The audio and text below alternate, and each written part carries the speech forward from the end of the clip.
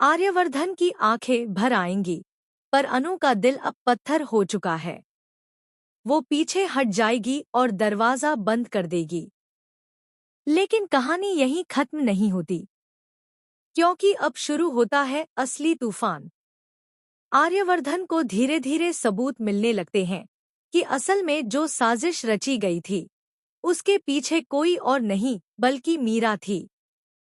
वही मीरा जिसने मीठे शब्दों में जहर घोला और सबके बीच दरारें पैदा कर दी।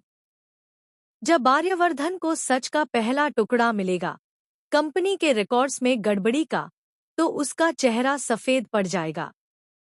उसके कदम लड़खड़ाने लगेंगे। वो सोच भी नहीं सकता था कि मीरा जैसी इंसान इतनी नीचे गिर सकती है। अब वो पूरी ताकत से सच्चाई की तह तक जाएगा। एक एक फाइल, एक एक ईमेल, हर कॉल रिकॉर्ड, सबकी जांच शुरू कर देगा। और जब उसे मीरा के नाम से किए गए फ्रॉड का सबूत मिलेगा, तो उसका खून खौल उठेगा। आर्यवर्धन के अंदर अब सिर्फ एक ही आग है, इंसाफ की आग। वो ठान लेता है कि मीरा को उसकी हर हरकत का हिसाब देगा। और तभी एक रात ऑफिस में अकेले बैठे वो मीरा को कॉल करता है और कहता है, तुम सोचती थी कि तुम्हारा सच कभी सामने नहीं आएगा? अब तुम्हारा खेल खत्म होने वाला है, मीरा। दूसरी तरफ मीरा घबराई हुई है, लेकिन फिर भी चालाकी दिखाते हुए कहती है, आर्यवर्धन, अब पछता रहे हो?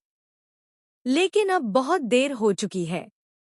दूसरे ही दिन पूरी कंपनी के सामने मीरा का असली चेहरा उजागर होता है।